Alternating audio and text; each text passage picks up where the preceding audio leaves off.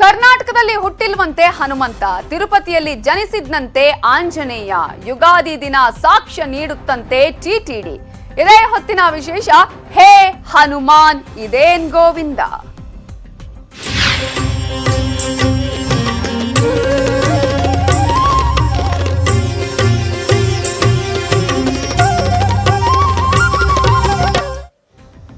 ಹನುಮಂತನ ಜನ್ಮಸ್ಥಳ ಯಾವುದು? ಅಂಜನಾದ್ರಿ ಮಾರುತಿಯ ಜನ್ಮಸ್ಥಳ ಅಲ್ವಾ? ಹೊಸ ವಿವಾದವನ್ನ ಸೃಷ್ಟಿ ಹಾಕಿದೆ ಟಿಟಿಡಿ. ಈಗ ಹನುಮಂತನ ಜನ್ಮಸ್ಥಳದ ಬಗ್ಗೆನೇ ಈಗ ಅನುಮಾನ ವ್ಯಕ್ತ ಆಗುವ ಹಾಗೆ ಬೇರೆಯದ್ದೇ ಹೊಸ ಸಾಕ್ಷ್ಯವನ್ನ ಕೊಡ್ತೀವಿ ಅನ್ನುವ ರೀತಿಯಾಗಿ ಈಗ ಟಿಟಿಡಿ ಹೊಸ ವಿವಾದವನ್ನ ಸೃಷ್ಟಿ ಮಾಡಿದೆ. ಇಲ್ಲಿವರೆಗೂ ಕೂಡ ನಂಬಿಕೊಂಡು ಬಂದಂತಹ ಈ ಸ್ಥಳ ಹನುಮನ ಜನ್ಮಸ್ಥಳ ಅಲ್ಲ. ಹನುಮನ ಜನ್ಮಸ್ಥಳ ಅಂಜನಾದ್ರಿ, ಕೊಪ್ಪಳ ಜಿಲ್ಲೆಯಲ್ಲಿರುವಂತಹ ಅಂಜನಾದ್ರಿ ಬೆಟ್ಟ. ಆದ್ರೆ ಇತಿಹಾಸವೇ ತಪ್ಪು ಅಂತ ಹೇಳ್ತಾ ಇರೋದು ಟಿಟಿಡಿ. ಅಂಜನಾದ್ರಿ ಬೆಟ್ಟ ಹನುಮನ ಜನ್ಮಸ್ಥಳ ಅಲ್ಲ, ಅದನ್ನ ನಾವು ಪ್ರೂವ್ ಮಾಡ್ತೀವಿ, ಅದಕ್ಕೆ ಬೇಕಾದ ಸಾಕ್ಷಿಗಳನ್ನ ಕೊಡ್ತೀವಿ ಅಂತ ಟಿಟಿಡಿ ಹೇಳ್ತಾ ಇದೆ. ಹನುಮಾನ್ ಜನ್ಮಸ್ಥಳ ತಿರುಮಲ ಅಂತೆ. ಅದರ ಪ್ರಕಾರ, ಟಿಟಿಡಿಯ ಪ್ರಕಾರ ಆ ಒಂದು ತಿರುಮಲದಲ್ಲೇ ಆತನ ಜನ್ಮಸ್ಥಳ ಇರೋದು. ಇದನ್ನ ಸಾಬೀತು ಮಾಡುತ್ತಂತೆ ಟಿಟಿಡಿ. ತಮ್ಮಲ್ಲಿ ದಾಖಲೆ ಇದೆ ಅಂತ ಹೇಳ್ತಿದ್ದಾರೆ ಟಿಟಿಡಿ ಅವರು. ಶಿಲಾಶಾಸನ, ವೈಜ್ಞಾನಿಕ ದಾಖಲೆಯೂ ಕೂಡ ಇದೆಯಂತೆ. ಯುಗಾದಿಯ ದಿನ ದಾಖಲೆಯನ್ನ ಟಿಟಿಡಿ ಕೊಡುತ್ತಂತೆ. ಹಾಗಾಗಿ ಬಹಳ ಕುತೂಹಲ ಮೂಡಿಸಿದೆ ಟಿಟಿಡಿಯ ಈ ಒಂದು ನಡೆ.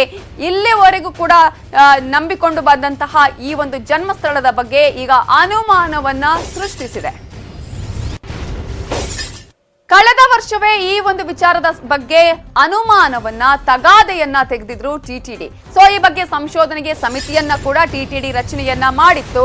2020 ಡಿಸೆಂಬರ್ನಲ್ಲಿ ಟಿಟಿಡಿ ಈ ಒಂದು ವಿಚಾರಕ್ಕೆ ಸಂಬಂಧಪಟ್ಟ ಹಾಗೆ ಒಂದು ಸಮಿತಿಯನ್ನ ಕೂಡ ರಚನೆ ಮಾಡುತ್ತೆ. ಆ ಒಂದು ಸಮಿತಿಯಲ್ಲಿ ಇದರ ಬಗ್ಗೆ ಸಾಕಷ್ಟು ಸಂಶೋಧನೆಗಳನ್ನ ಮಾಡುವಂತಹ ಪ್ರಯತ್ನಗಳು ಆಗುತ್ತೆ. ಸ್ಕಂದ ಪುರಾಣ, ವರಹ ಪುರಾಣ, ಪದ್ಮ ಪುರಾಣ, ಬ್ರಹ್ಮಾಂಡ ಪುರಾಣ, ಭವಿಷ್ಯೋತ್ತರ ಪುರಾಣ, ವೆಂಕಟಾಚಲ ಮಹಾತ್ಯಂ ಪುರಾಣಗಳ ಸಂಶೋಧನೆಯನ್ನ ಮಾಡಲಾಗಿದೆ. ಈ ಬಗ್ಗೆ ಸಂಶೋಧನೆಯನ್ನ ನಡೆಸಿದೆ ಸಮಿತಿ. ಹನುಮಾನ್ ಜನ್ಮಸ್ಥಳ ಅಂಜನಾದ್ರಿ ಅಲ್ಲ, ಅಂಜನಾದ್ರಿ ಬೆಟ್ಟ ಅಲ್ಲ, ಅದಕ್ಕೂ ಹನುಮಾನ್ಗೂ ಹನುಮಾನ ಜನ್ಮ. ನಮ್ಮ ಶ್ರೀರಾಮ ಸರ್ಕ್ಯೂಟ್ನ ಚೇರ್ಮನ್ ಶ್ರೀರಾಮಚಂದ್ರ ಬಾಲ್ಯದಿಂದ ಕೊನೆವರೆಗೂ ಎಲ್ಲೆಲ್ಲಿ ಅಡ್ಡಾಡಿದ ಅಂತನ್ನೋದ್ರ ಬಗ್ಗೆ ಒಂದು ಸ್ಪಷ್ಟವಾದಂಥ ರಿಸರ್ಚ್ ಮಾಡಿದ್ದಾರೆ. 26 ವರ್ಷದ ರಿಸರ್ಚ್. ಆ ಪುಸ್ತಕದ ಉಲ್ಲೇಖ ಇಲ್ಲಿದೆ, in the food steps of Shriram ಅಂತ ಹೇಳಿ. ಇದೆಲ್ಲದನ್ನ ಆಧಾರ ಪಡ್ಕೊಂಡು ಮತ್ತು ನಮ್ಮವರೇ ಆದಂಥ ಕರ್ನಾಟಕದವರು KS ನಾರಾಯಣಾಚಾರ್ಯರು ಮತ್ತು ರಾಮಾಯಣ ಮತ್ತು ಮಹಾಭಾರತದ ಒಂದು ಪಾಂಡಿತ್ಯವನ್ನ ಹೊಂದಿದಂಥ ಕೆಲವು ದಿಗ್ಗಜರಲ್ಲಿ ನಮ್ಮ ಗುರುಗಳಾದಂಥ ನಾರಾಯಣಾಚಾರ್ಯರು ಇದ್ದಾರೆ. ಅವ್ರ ಜೊತೆಗೂ ಸಂಪರ್ಕ ಮಾಡಿ ಕೇಳ್ಬೋದು. ಈ ಒಂದು ವಿಷಯವಾಗಿ ನಾರಾಯಣಾಚಾರ್ಯವರು ಮತ್ತು ರಾಮೋತ್ತರ ಶರ್ಮಾ ಅವರು ಮತ್ತು ನಿತ್ಯ ಗೋಪಾಲದಾಸಜಿ ಮಹಾರಾಜರು ಕಿಷ್ಕಿಂಧ ನಗರಿ, ಕೊಪ್ಪಳ ಜಿಲ್ಲೆಯ, ಕರ್ನಾಟಕದ ಕೊಪ್ಪಳ ಜಿಲ್ಲೆಯ ಗಂಗಾವತಿಯಲ್ಲೇ ಇದೆ. ಇಲ್ಲಿ ಆಂಜನೇಯ ಸ್ವಾಮಿ ಹುಟ್ಟಿದ್ದು ಅಂತ ಪ್ರಮಾಣವನ್ನು ಎಲ್ಲ ಗ್ರಂಥಗಳನ್ನು ಆಧಾರ ಮಾಡಿಟ್ಕೊಂಡು ನಮಗೆ ಗೊತ್ತಿರುವಂಗೆ ರಾಮಾಯಣದಲ್ಲಿ ಕಿಷ್ಕಿಂಧ ಎಂಬ ಪ್ರದೇಶ ಅದು ಉಲ್ಲೇಖ ಆಗೈತಿ. ಅದರಿಂದ ಗೊತ್ತಾಗೋದೇನೆಂದ್ರೆ ಹನುಮ ಹುಟ್ಟಿದ್ದು ಇಲ್ಲೇ ಅಂತೇಳಿ. ಇಲ್ಲೇ ಅವನ ಲೀಲೆಗಳನ್ನು ತೋರಿಸಿದ. ರಾಮ ಯಾವಾಗ ಸೀತೆಯನ್ನು ಅಪಹರಣವಾದಂಥ ಸಂದರ್ಭದಲ್ಲಿ ಸೀತೆಯನ್ನು ಹುಡುಕುತ್ತಾ ಬಂದಂಥ ಸಂದರ್ಭದಲ್ಲಿ ಇಲ್ಲಿ ವಾಲಿಯ ಸಾಮ್ರಾಜ್ಯ ಇರೋಂಥ ಸಂದರ್ಭದಲ್ಲಿ ಇಲ್ಲಿ ವಾಲಿ ಮತ್ತು ಸುಗ್ರೀವರು ಅಣ್ಣ ತಮ್ಮಳಿರ್ತಾರೆ. ಅವರು ಇಲ್ಲಿ ನೆಲೆಸಿದ್ರು. ಆ ಕಾರಣಕ್ಕೋಸ್ಕರ ಹನುಮ ಕೂಡ ಇಲ್ಲೇ ಇದ್ದ. ಅಂಜನಾದ್ರಿ ದೇವಿ ಕೂಡ ಇಲ್ಲೇ ವಾಸ ಆಗಿದ್ದಂಥ ನಿದರ್ಶನಗಳು ಇದ್ದಾವೆ. ವಾಲಿ ಕಿಲ್ಲ ಐತಿ. ಇಲ್ಲಿ ಹಲವಾರು ಈ ಥರದ ಸಂಶೋಧನೆಗಳು ಕೂಡ ಈ ಒಂದು ಹನುಮನ ಹುಟ್ಟಿದ ನಾಡಿನ ವಿಷಯಕ್ಕೆ ಸಂಬಂಧಪಟ್ಟಂಗೆ ಸಂಶೋಧನೆಗಳಾಗ್ಯಾವ. ಹನುಮ ಇಲ್ಲೇ ಹುಟ್ಟಿದಂಬುದು ನಮ್ಮ ನಿಶ್ಚಿತವಾದಂಥ. ಹನುಮಂತ ಇತ್ಯಾದಿ ದಸ್ಯುಗಳು ಅವರಿರುವ ಬಾಲ ಅದು ಏನಿಲ್ಲ ಅವರಿಗೆ. ಆ ದಸ್ಯುಗಳಿದ್ದು ನಮ್ಮ ಈ ಭಾಗದಲ್ಲಿ ಅನ್ನೋದು ಭಾಳ ಮುಖ್ಯವಾದಂಥ ಸಂಗತಿ. ಕಿಷ್ಕಿಂಧೆ ಒಡ್ಡಾರಾಧನೆಯ ಕಥೆಯಲ್ಲಿ 9ನೇ ಶತಮಾನದಲ್ಲಿ ಬರುವಂಥ ಒಡ್ಡಾರಾಧನೆಯನ್ನು ಕೂಡ ಶುಕಾಚಾರ್ಯರು ಉಲ್ಲೇಖ ಮಾಡಿದ್ದಾರೆ. ಹಾಗಾಗಿ ಈ ಕಿಷ್ಕಿಂಧ, ಅದರ ಬೆಟ್ಟದ ಲೊಕೇಶನ್ನು ಮತ್ತು ಈ ಎಲ್ಲ ಪರಿಸರ ಕೂಡ ಖಂಡಿತವಾಗಿಯೂ ವಾಲಿ ಮತ್ತು ಸುಗ್ರೀವರಿಗೆ ಸಂಬಂಧಪಟ್ಟಂಥ ಒಂದು ಅಡವಿ ಜನಗಳ ಸಾಮ್ರಾಜ್ಯ ಆಗಿತ್ತು ಅನ್ನೋದರಲ್ಲಿ ಯಾವುದೇ ಅನುಮಾನ ಇಲ್ಲ. ಹನುಮಂತ ಹುಟ್ಟಿದ್ದಿಲ್ಲೇ, ಖಂಡಿತವಾಗಿಯೂ ಹನುಮಂತ ಹುಟ್ಟಿದ್ದಿಲ್ಲೇ. ವಾಲಿ ಮತ್ತು ಸುಗ್ರೀವರಿಗೆ ಸಂಬಂಧಪಟ್ಟಂಥ ಅನೇಕ ಗುಹೆಗಳು ಇಲ್ಲಿದೆ. ಇವತ್ತಿಗೂ ವಾಲಿಯ ಗುಹೆ ಏನು ರಾಮಾಯಣದಲ್ಲಿ ಉಲ್ಲೇಖ ಆಗಿದೆ ಅದರ ಲಕ್ಷಣಕ್ಕೂ ಮತ್ತು ಇವತ್ತು ನಮ್ಮ ಈ ಅಂಜನಾದ್ರಿಯ ಪಕ್ಕದಲ್ಲಿ ಇರುವಂತಹ ಹಾಗಾದ್ರೆ ಹನುಮಂತನ ಜನ್ಮಸ್ಥಳ ಯಾವುದು ಅನ್ನುವಂತಹ ಅನುಮಾನಗಳು ಬರುವ ರೀತಿಯಲ್ಲಿ ಈಗ ಟಿಟಿಡಿ ನಾವು ಸಾಕ್ಷ್ಯಗಳನ್ನ ಕೊಡ್ತೀವಿ ಯುಗಾದಿಯ ದಿನ ಅಂತ ಹೇಳ್ತಾ ಇದೆ. ಹಾಗಾದ್ರೆ ಅಂಜನಾದ್ರಿ ಬೆಟ್ಟ ಅಲ್ವಾ ಅನ್ನುವಂತಹ ಅನುಮಾನಗಳು ಬರುವ ಹಾಗೆ ಆಗ್ತಾ ಇದೆ. ಇದರ ಬಗ್ಗೆ ಮಾತನಾಡೋದಕ್ಕೆ ನಮ್ಮ ಜೊತೆ ಈಗ ಆನಗೊಂದಿ ನಿವಾಸಿಯಾಗಿರುವಂತಹ ಸಂತೋಷ್ ಕೇಲೋಜಿ ಅವರು ನಮ್ಮ ಜೊತೆ ಈಗ ನೇರ ಸಂಪರ್ಕದಲ್ಲಿದ್ದಾರೆ. ನಮಸ್ತೆ. ನಮಸ್ತೆ ಮೇಡಮ್. ಟಿಟಿಡಿ ಅವರು ಇವತ್ತು ತೆಗೆದಿರುವಂತಹ ಈ ಒಂದು ತಗಾದೆ, ಈಗ ಹೇಳ್ತಾ ಇರುವಂತಹ ಸಾಕ್ಷಿಗಳನ್ನ ಕೊಡ್ತೀವಿ, ವೈಜ್ಞಾನಿಕ ಆಗಿರ್ಬೋದು, ಪುರಾಣ ಸಾಕ್ಷ್ಯವನ್ನ ಕೊಡ್ತೀವಿ ಅನ್ನುವಂತಹ ಮಾತನ್ನ ಕೂಡ ಏನ್ ಹೇಳಿದ್ದಾರೆ, ಯುಗಾದಿಯ ದಿನ ನೀಡ್ತೀವಿ ಅಂತ, ಇದ್ರ ಬಗ್ಗೆ ನೀವು ಏನ್ ಹೇಳಕ್ ಬಯಸ್ತೀರಿ? ಮೇಡಮ್, ಈ ಹಿಂದೆ ಮಹಾರಾಷ್ಟ್ರದ ನಾಸಿಕ್ ಅಲ್ಲಿ ಹನುಮ ಹುಟ್ಟಿದಾನೆ, ಬಿಹಾರದಲ್ಲಿ ಹನುಮ ಹುಟ್ಟಿದಾನೆ, ತಿರುಪತಿಯಲ್ಲಿ ಹನುಮ ಹುಟ್ಟಿದಾನೆ ಅಂತ ಈ 3 ಜಾಗದಲ್ಲಿ ಹನುಮ ಹುಟ್ಟಿದಾನೆ ಅಂತೇಳಿ ಆ ರಾಜ್ಯದಲ್ಲಿ ಕೆಲವೊಬ್ರು ಏನು ಆ ಒಂದು ನಂಬಿಕೆಯನ್ನ ಇಟ್ಕೊಂಡಿದ್ದು. ನಾವು ನೋಡಿದ್ರೆ ಭಾರತದ ಪ್ರತಿಯೊಂದು ಹಳ್ಳಿಯಲ್ಲಿಯೂ ಸಹ ಹನುಮನ್ ದೇವಸ್ಥಾನ ಇದೆ. ಯಾವ ದೇವ್ರ ಇದೆಯಲ್ಲೂ ಗೊತ್ತಿಲ್ಲ, ಆದ್ರೆ ಹನುಮನ್ ದೇವಸ್ಥಾನ ಮಾತ್ರ ಪ್ರತಿಯೊಂದು ಹಳ್ಳಿಯಲ್ಲಿದೆ.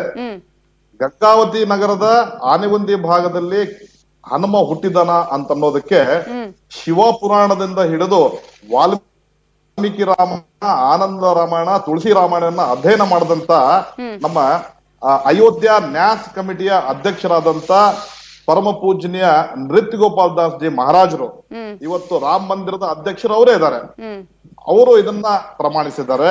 ಜೊತೆಗೆ ನಮ್ಮ ಕರ್ನಾಟಕದ ಅತ್ಯಂತ ಹಿರಿಯರು ಮತ್ತು ರಾಮಾಯಣ ಮತ್ತು ಮಹಾಭಾರತದಲ್ಲಿ ಅತ್ಯಂತ ಪಾಂಡಿತ್ಯ ಹೊಂದಂತ ನಾರಾಯಣಾಚಾರ್ಯರು, ಮೈಸೂರಿನ ನಾರಾಯಣಾಚಾರ್ಯರು, ಅವರು ಇದ್ರ ಬಗ್ಗೆ ಪ್ರಮಾಣವನ್ನ ಕೊಟ್ಟಿದ್ದಾರೆ. ಹಾಗೆ ನಮ್ಮ ಡಾಕ್ಟರ್ ರಾಮ್ ಅವತಾರ್ ಅವರು ಇವತ್ತು ಶ್ರೀರಾಮ ಸರ್ಕ್ಯೂಟ್, ಶ್ರೀರಾಮ ಹುಟ್ಟಿನಿಂದ ಕೊನೆವರೆಗೂ ಎಲ್ಲೆಲ್ಲಿ ಪಾದಾರ್ಪಣೆ ಮಾಡಿದ ಅಂತ ಅನ್ನೋದಕ್ಕೆ ಸತತವಾಗಿ 28 ವರ್ಷದ ರಿಸರ್ಚ್ ಅನ್ನ ಮಾಡಿದಂತ ಶ್ರೀರಾಮ ಸರ್ಕ್ಯೂಟ್ನ ಅಧ್ಯಕ್ಷರು.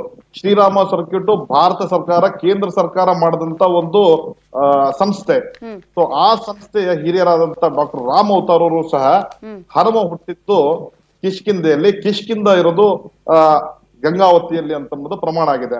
ಆಗ ನೋಡಿದ್ರೆ ವಾಲ್ಮೀಕಿ ರಾಮಾಯಣ ನಾವು ನೋಡ್ಬೇಕಾದ್ರೆ ಈ ರಮಾನಂದ ಸಾಗರ್ ಅವರ ರಾಮಾಯಣ ಏನ್ ಬಂತು ಟಿವಿಯಲ್ಲಿ, ಅದರಲ್ಲೂ ಸಹ ಗಂಗಾವತಿಯ ಕಿಷ್ಕಿಂಧೆ ಅಲ್ಲಿ ಅಂತ ಹೇಳಿ ಕೊನೆಗೆ ಹೇಳ್ತಾರೆ. ಆ ನಿಟ್ಟಿನಲ್ಲಿ ಕಿಷ್ಕಿಂಧ ಪರ್ವತವು ಅಂಜನಾದೇವಿಯು ಭಾರತದ ದಕ್ಷಿಣ ಭಾಗದ ತುಂಗಭದ್ರಾ ದಡದಲ್ಲಿ ಇತ್ತು ಅಂತನ್ನೋದು ರಾಮಾಯಣದಲ್ಲಿ ಉಲ್ಲೇಖ ಇದೆ. ಕೆಲವು ಕಡೆ ಅದು ತುಂಗಭದ್ರಾ ಅಂತ ಹೇಳ್ತಾರೆ, ಕೆಲವು ಕಡೆ ಅದನ್ನ ಪಂಪಾ ನದಿ ಅಂತ ಹೇಳಲಾಗ್ತದೆ. ಇವೆಲ್ಲ ಈಗ ಅವರು ಹೇಳುವ ಪ್ರಕಾರ ಅಂದ್ರೆ 2020ರಿಂದಲೇ ಈ ರೀತಿಯಾದಂತಹ ಒಂದು ಸಂಶೋಧನೆಗೆ ಅಂತ ಹೇಳಿ ಸಮಿತಿಯನ್ನ ರಚನೆ ಮಾಡಿದ್ರು. ಸ್ಕಂದ ಪುರಾಣ, ವರಹ ಪುರಾಣ ಆಗಿರ್ಬೋದು, ಪದ್ಮ ಪುರಾಣ, ಬ್ರಹ್ಮಾಂಡ ಪುರಾಣ, ಹೀಗೆ ಎಲ್ಲಾ ಪುರಾಣಗಳನ್ನ ಕೂಡ ನಾವು ಸಂಶೋಧನೆ ಮಾಡಿಯೇ ಅದಕ್ಕೆ ಪುರಾಣದ ಒಂದು ಸಾಕ್ಷ್ಯ ಕೊಡ್ತೀವಿ, ವೈಜ್ಞಾನಿಕ ಸಾಕ್ಷ್ಯ ಕೊಡ್ತೀವಿ ಅಂತ ಹೇಳಿ. ಹಾಗಾದ್ರೆ ಇಲ್ಲಿಯವರೆಗೆ ಇದ್ದಂಥದ್ದು ಏನ್ ನಾವು ಹೇಳ್ತಾ ಇದ್ವಿ ಅದು ಒಂದು ರೀತಿಯಲ್ಲಿ ಅನುಮಾನ ಬರುವ ರೀತಿಯಾಗಿ ಆಗಿದೆ ಅಂತ. ಯಾವ ರೀತಿಯ ಸಾಕ್ಷ್ಯ ಕೊಡಬಹುವ ಚಾನ್ಸಸ್ ಇದೆ ಅಂತ ನಿಮ್ಗೆ ಅನ್ಸುತ್ತೆ? ಸಾಕ್ಷ್ಯ ಸಿಗುತ್ತಾ ಹಾಗಾದ್ರೆ ಅಂತ? ಮೇಡಮ್, ಈಗ ಈ ಹಿಂದೆ 4 ಜನ ಶಂಕರಾಚಾರ್ಯರು ಗಂಗಾವತಿಯ ಅಂಜನಾದ್ರಿಗೆ ಭೇಟಿ ಕೊಟ್ಟಿದ್ದಾರೆ. ಇದು ಆಂಜನೇಯ ಹುಟ್ಟಿದ್ದು ಅಂತ ನಾವು ಪ್ರಮಾಣ ಮಾಡಿದ್ದಾರೆ. ಹಾಗೆ ಈ Shriram circuit doctor Ram avatar Sharma ಅವರು ರಿಸರ್ಚ್ ಮಾಡಿದ್ದು ಇದೇ ಹೇಳುತ್ತೆ. ನಮ್ಮ ಅಯೋಧ್ಯ ನ್ಯಾಸ್ ಕಮಿಟಿಯ ಅಧ್ಯಕ್ಷರು ಇದನ್ನೇ ಹೇಳ್ತಾರೆ. ಸೊ ಈಗ ನಾವು ಯುಗಾದಿಯ ದಿವಸ ಟಿಟಿಡಿ ಅವರು ಏನು ಪ್ರಮಾಣವನ್ನು ಕೊಡ್ತಾರ ಅಂತ ಆದ್ಮೇಲೆ ನಾವು ಮತ್ತೆ ಮಾತಾಡಬಹುದು. ಮಾತನಾಡಿಸ್ತೀನಿ ನಾನು. ನಮ್ಮ ಜೊತೆ ಈಗ ಇತಿಹಾಸ ತಜ್ಞರಾಗಿರುವಂತಹ ರಾಘವೇಂದ್ರ ರಾವ್ ಕುಲಕರ್ಣಿ ಅವರು ಫೋನ್ ಸಂಪರ್ಕದಲ್ಲಿದ್ದಾರೆ. ನಮಸ್ತೆ ಸರ್. ನಮಸ್ಕಾರ ಮೇಡಮ್. ಇಲ್ಲಿಯವರೆಗೂ ಕೂಡ ರಾಮನ ಜನ್ಮಸ್ಥಳದ ಬಗ್ಗೆ ಇದ್ದಂತಹ ಒಂದು ನಂಬಿಕೆಗೆ ಈಗ ಟಿಟಿಡಿ ಅವರು ಬೇರೆಯದ್ದೇ ಸಾಕ್ಷ್ಯ ಕೊಡ್ತೀವಿ, ಹನುಮಾನ್ ಅಲ್ಲಿ ಹುಟ್ಟಿಲ್ಲ, ಅದರಲ್ಲೂ ತಿರುಮಲದಲ್ಲಿ ಹುಟ್ಟಿರೋದಕ್ಕೆ ನಾವು ಸಂಪೂರ್ಣವಾದ ಸಾಕ್ಷ್ಯ ಕೊಡ್ತೀವಿ ಯುಗಾದಿ ದಿನ ಅಂತ ಹೇಳ್ತಾ ಇದ್ದಾರೆ. ಈ ಒಂದು ಪುರಾಣಗಳ ಉಲ್ಲೇಖದ ಬಗ್ಗೆ, ಜೊತೆಗೆ ಇವರ ಈ ಒಂದು ಸಂಶೋಧನೆಯಲ್ಲಿ ಇರುವಂತಹ ಸಾಕ್ಷಿಗಳು ಏನಾಗಿರಬಹುದು ಅಂತ ನಿಮ್ಗೆ ಅನ್ಸುತ್ತೆ? ಮೊದಲನೇದಾಗಿ ಎಲ್ಲ ವೀಕ್ಷಕರಿಗೆ ನಮಸ್ಕಾರಗಳು. ಯುಗಾದಿ ಹತ್ತಿರದಲ್ಲಿದ್ದೇವೆ, ಹೀಗಾಗಿ ಏನು ಅವರು ಹೊಸದೊಂದನ್ನ ತೆರಿತೀವಿ ಅಂತ ಹೇಳ್ತಾ ಇದ್ದಾರೆ. ಎಷ್ಟರ ಮಟ್ಟಿಗೆ ಸತ್ಯ ಅನ್ನುವಂತಹದ್ದನ್ನ ನಾವು ಪ್ರಮಾಣೀಕರಿಸಬೇಕಾಗ್ತದೆ. ಸಾಮಾನ್ಯವಾಗಿ ಎಲ್ಲಾ ನಂಬಿಕೆಗಳನ್ನ ನಾವು ಇಡೀ ಭಾರತದ ನಂಬಿಕೆಗಳನ್ನ ನೋಡಿದ್ರೆ ಇತಿಹಾಸ ತಜ್ಞರು, ನಮ್ಮ ಹಿಂದಿನ ಇತಿಹಾಸ ತಜ್ಞರು ಹೇಳೋದ್ರ ಪ್ರಕಾರವಾಗಿ ಹಂಪಿ ಪ್ರದೇಶ ಹ್ಮ್ ಕಿಷ್ಕಿಂದೆ ಆಗಿತ್ತು ಅನ್ನುವಂತಹದ್ದು ಪ್ರಮಾಣೀಕೃತವಾದಂತ ದಾಖಲೆ ಮೂಲಕ ನಿರೂಪಿಸಿದ್ದಾರೆ. ಟ್ರೂ. ಆಮೇಲೆ ಅಲ್ಲಿರ್ತಕ್ಕಂತ ಅಂಜನಾದ್ರಿ ಬೆಟ್ಟನೇ ಹನುಮಂತನ ಜನ್ಮಸ್ಥಳ ಅನ್ನುವಂತಹದ್ದು ಕೂಡ ಹ್ಮ್ ಜನಮನದಲ್ಲಿ ಗಟ್ಟಿಯಾಗಿರುವಂತಹ ನಂಬಿಕೆ. ಟ್ರೂ. ಹ್ಮ್ ಆಯ್ತಾ. ಯಾವುದೇ ಒಂದು ಐತಿಹಾಸಿಕ ದಾಖಲೆಗಳನ್ನ ನಾವು ಹುಡುಕ್ತಾ ಹೋದಾಗ ಹ್ಮ್ ಪ್ರಾಯಶಃ ಸಿಗಬಹುದು, ನಮಗೆ ಮುಂದೊಂದೆಂದೋ ಒಂದ್ ದಿವಸ ಸಿಗಬಹುದು. ಹ್ಮ್ ಹ್ಮ್ ಆದ್ರೆ ಇವತ್ತಿನ ನಾವು ಒಂದು ಐತಿಹಾಸಿಕ ಹಿನ್ನೆಲೆ ಒಳಗೆ ಸನ್ನಿವೇಶದೊಳಗೆ ನೋಡ್ಬೇಕಾದ್ರೆ ಹ್ಮ್ ಭಾರತದೊಳಗೆ 108 ನಂಬಿಕೆಗಳು ಇದ್ದಾವೆ. ಹೌದು. ಹನುಮಂತ ನಮ್ಮ ಮನೆಯಲ್ಲೂ ಹುಟ್ಟಿರಬಹುದು, ನಿಮ್ಮ ಮನೆಯಲ್ಲೂ ಹುಟ್ಟಿರಬಹುದು, ಹ್ಮ್ ಹಾಗೆ ರಾಮನು ಕೂಡ. ಹ್ಮ್ ಆದ್ರೆ ಅಯೋಧ್ಯೆ ರಾಮನ ಜನ್ಮಭೂಮಿ ಅಂತ ನಾವು ಹೇಗೆ ಗಟ್ಟಿಯಾಗಿ ನಂಬ್ತೀವೋ ಹೌದು. ಅದೇ ರೀತಿ ಹನುಮಂತ ಹುಟ್ಟಿದ್ದು ಕೂಡ ಅಂಜನಾದ್ರಿ ಬೆಟ್ಟದಲ್ಲಿ. ಹ್ಮ್ ಟಿಟಿಡಿ ಅವರು ಹೇಳಬಹುದು ಅವ್ರ ಹತ್ರ ಯಾವ ತರದ ದಾಖಲೆ ಇದೆ ಅನ್ನುವಂತಹದ್ದು ಕೂಡ ಗೌಣ ಅದು.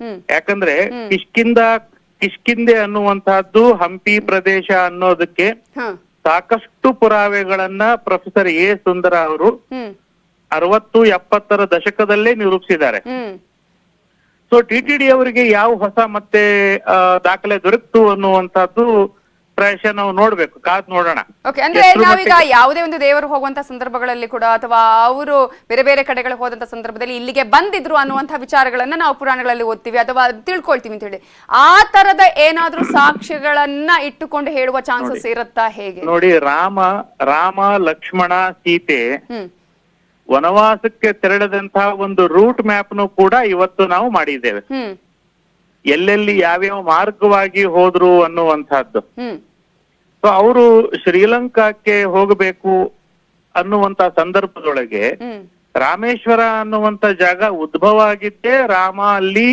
ಈಶ್ವರನ ಮರಳಲಿಂಗವನ್ನ ಸ್ಥಾಪನೆ ಮಾಡಿದ ಪ್ರಯುಕ್ತವಾಗಿ. ಹ್ಮ್ ಅಂದ್ರೆ ಅಯೋಧ್ಯೆ ಎಲ್ಲಿ ರಾಮೇಶ್ವರ. ಹ್ಮ್ ಹ್ಮ್ ಅವರು ಹಡಗು ಮೂಲಕ ಸಮುದ್ರದ ಮಾರ್ಗವಾಗಿ ಬರ್ಬಹುದಾಗಿತ್ತಲ್ಲ ಆ ಕಾಲದಲ್ಲಿ. ಹ್ಮ್ ಅವರು ಭೂ ಪ್ರದೇಶದಿಂದನೇ ಬಂದಿದ್ದಾರೆ. ಹೀಗಾಗಿ ದಕ್ಷಿಣ ಭಾರತದ ಸಾಕಷ್ಟು ಕ್ಷೇತ್ರಗಳಲ್ಲೂ ಕೂಡ ರಾಮ ಸಂದರ್ಶನ ಮಾಡಿರೋದಕ್ಕೆ ದಾಖಲೆಗಳು ನಮಗೆ ಐತಿಹ್ಯಗಳು ಸಿಗ್ತವೆ. ಹ್ಮ್ ಹಾಗಾಗಿ ಇಲ್ಲಿ ಹಂಪಿ ಪ್ರದೇಶ ಏನಿದೆ, ನಾವು ಪ್ರಾಗೈತಿಹಾಸಿಕ ಕಾಲದಿಂದ ಗಮನಿಸಿದ್ರು ಕೂಡ ನಮಗೆ ನಿಯೋಲಿಥಿಕ್ ಅಂದ್ರೆ ನವಶಿಲಾಯುಗದ ಕಾಲದಿಂದನೂ ನಮಗೆ ಅಲ್ಲಿ ಜನವಸತಿ ಇದ್ದಂತ ದಾಖಲೆಗಳು ಸಿಗ್ತದೆ ನಮಗೆ. ಸೊ ಹಾಗಾಗಿ ನಾವು ಮಹಾಭಾರತವನ್ನು ಕೂಡ ಇಲ್ಲಿ ಉಲ್ಲೇಖ ಮಾಡಬಹುದು. ನೋಡಿ, ಐಹೊಳೆನಲ್ಲಿ ಮೇಗುತಿ ಜೈನ ದೇವಾಲಯ ಅಂತ ಇದೆ. ಅಲ್ಲಿ ರವಿಕೀರ್ತಿ ತನ್ನ ಶಾಸನದಲ್ಲಿ ಹೇಳ್ತಾನೆ, ಏನ್ ಹೇಳ್ತಾನೆ ಅಂದ್ರೆ ಮಹಾಭಾರತದ ಯುದ್ಧದ ನಂತರದ ವರ್ಷಗಳನ್ನ ಉಲ್ಲೇಖ ಮಾಡ್ತಾನೆ. ಅಂದ್ರೆ 634ರಲ್ಲಿ ಶಾಸನ ಹಾಕಿದಂತ ಸಂದರ್ಭಕ್ಕೆ 3700 ಚಿಲ್ಲರೆ ವರ್ಷಗಳಷ್ಟು ಹಿಂದೆ ಮಹಾಭಾರತದ ಯುದ್ಧ ಆಗಿತ್ತು ಅಂತ ಉಲ್ಲೇಖ ಮಾಡ್ತಾನೆ.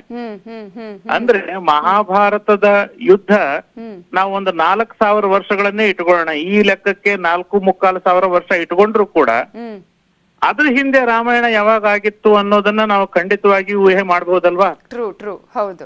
ಸೊ ಹೀಗಾಗಿ ನಮ್ಮಲ್ಲಿ ಪ್ರತಿಯೊಂದಕ್ಕೂ ನಾವು ದಾಖಲೆಗಳನ್ನ ಕೇಳುವಂತ ಪರಿಸ್ಥಿತಿಗೆ ನಾವು ಯಾಕೆ ಬಂದಿದ್ದೀವಿ ಅಂದ್ರೆ ನಮ್ಮನ್ನ ನಾವು ನಂಬದೇ ಇರೋ ಪರಿಸ್ಥಿತಿ ಇದ್ದಾಗ. ಈಗ ಇವೆಲ್ಲವೂ ಕೂಡ ಈಗ ಪುರಾಣಗಳಲ್ಲಿ ಕೂಡ ಉಲ್ಲೇಖ ಆಗಿದೆ ಅಲ್ವಾ? ಎಲ್ಲವೂ ಕೂಡ ಹೌದು ಹೌದು ಹೌದು. ಪೌರಾಣಿಕವಾಗಿ ನಮಗೆ ಸ್ಪಷ್ಟ ಚಿತ್ರಣ ಸಿಗುತ್ತೆ. ಈಗ ವಿಷ್ಣು ಪುರಾಣದಲ್ಲಿ ದಶಾವತಾರದ ಪರಿಕಲ್ಪನೆ ನೀಡುವಾಗ ವಿಷ್ಣು ಪುರಾಣದ ಆರಂಭದಲ್ಲೇ ಭೂ ಪ್ರದೇಶದ ವಿವರಣೆ ಬರ್ತದೆ. ಸೊ ಅಲ್ಲಿ ನಮಗೆ ಸ್ಪಷ್ಟವಾಗಿ ಆ ಪ್ರದೇಶ ಹೇಗಿತ್ತು, ಆಳ್ತಿದ್ದ ರಾಜ ಯಾರು, ಪ್ರತಿಯೊಂದು ಪುರಾಣದಲ್ಲೂ ಈ ತರದ ಐತಿಹಾಸಿಕ ದಾಖಲೆಗಳು ನಮಗೆ ಪರೋಕ್ಷವಾಗಿ ಸಿಗ್ತಾ ಹೋಗ್ತವೆ. ಈಗ ಹನುಮಂತ ಎಲ್ಲಿ ಹುಟ್ಟಿದ್ದ ಅನ್ನೋದು ಇಲ್ಲಿ ಮುಖ್ಯ ಆಗೋದಿಲ್ಲ. ಅವನ ಒಂದು ಪರಿಸರ ಯಾವ್ದಿತ್ತು, ಆ ಪರಿಸರದ ಐತಿಹ್ಯಗಳನ್ನ ನಾವು ಹೊರಗೆ ಹಚ್ಚಿ ನೋಡಿದಾಗ ಎಲ್ಲಿದ್ದ ಅಂತ ಅನ್ನುವಂಥದ್ದು ಸ್ಪಷ್ಟವಾಗಿ ಗೊತ್ತಾಗೇ ಆಗ್ತದೆ. Fine. Thank you doctor Raghavendra Kulkarni ಅವರ ನ್ಯೂಸ್ 18 ಜೊತೆ ಮಾತನಾಡಿದ್ದಕ್ಕಾಗಿ. ಸೊ ಟಿಟಿಡಿ ಯಾವ ರೀತಿಯ ಸಾಕ್ಷ್ಯವನ್ನ ನೀಡತ್ತೆ, ನಿಜವಾಗ್ಲೂ ತಿರುಮಲಾನೇ ಆಂಜನೇಯನ ಜನ್ಮಸ್ಥಳನ ಅನ್ನುವಂತಹ ಒಂದು ರೀತಿಯ ವಿವಾದ ಬರುವ ಹಾಗೆ ಈಗ ಟಿಟಿಡಿ ಕೊಟ್ಟಿರುವಂತಹ ಈ ಒಂದು ಹೇಳಿಕೆ ಬಹಳ ಕುತೂಹಲಕ್ಕೆ ಕೂಡ ಕಾರಣ ಆಗಿದೆ. ಇದ್ರ ಬಗ್ಗೆ ಇನ್ನಷ್ಟು ತಜ್ಞರ ಜೊತೆ ಕೂಡ ಮಾತನಾಡೋಣ ಬ್ರೇಕ್ ಆದ್ಮೇಲೆ.